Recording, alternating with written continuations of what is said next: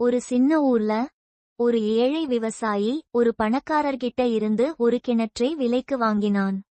அதுக்கான முழு காசையும் கொடுத்துட்டு ரொம்ப சந்தோஷமா வீட்டுக்கு போனான். இனிமே எந்த கவலையும் இல்லாம நம்ம பயிர்களுக்கு தண்ணி பாய்ச்சலாம் அப்படின்னு அவன் நினைச்சான். ஆனா அடுத்த நாள் காலையில அந்த விவசாயி கிணத்துல தண்ணி எடுக்க போனப்போ அந்த பணக்காரர் அவனை தடுத்தார். நில்லு அப்படின்னு சொன்னார். நீ கிணற்றை மட்டும்தான் வாங்கின, அதுக்குள்ள இருக்கிற தண்ணியே இல்லை. தண்ணி இன்னமும் என்னோடதுதான்.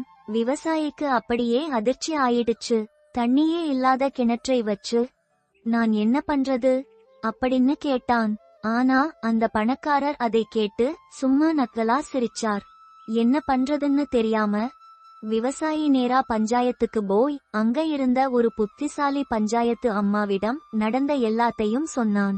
எல்லாத்தையும் பொறுமையா கேட்ட அந்த அம்மா பணக்காரரை கூப்பிட்டு, நீங்க கிணற்றை வித்துட்டு தண்ணியை உங்ககிட்டயே வச்சிருக்கிறது உண்மையா அப்படின்னு கேட்டாங்க.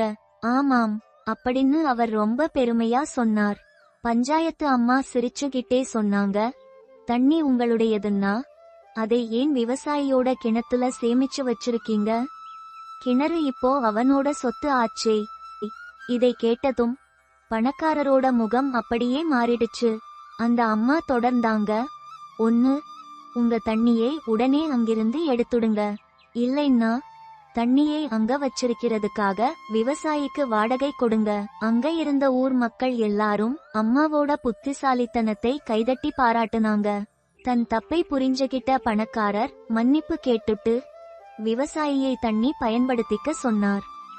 விவசாயியும் சந்தோஷமா பயிர்களுக்கு தண்ணி பாய்ச்சினான். அந்த ஊர்ல திரும்பவும் அமைதி வந்தது. பேராசையோட நாம பண்ற தப்புக்கு என்னைக்கு இருந்தாலும் நியாயத்தோட முன்னாடி தலைகுனிஞ்சுதான் ஆகணும். இந்த கதை உங்களுக்கு பிடிச்சிருந்தா நம்ம சேனல் லைக் பண்ணுங்க, ஷேர் பண்ணுங்க, அப்புறம் மறக்காம சப்ஸ்கிரைப் பண்ணுங்க.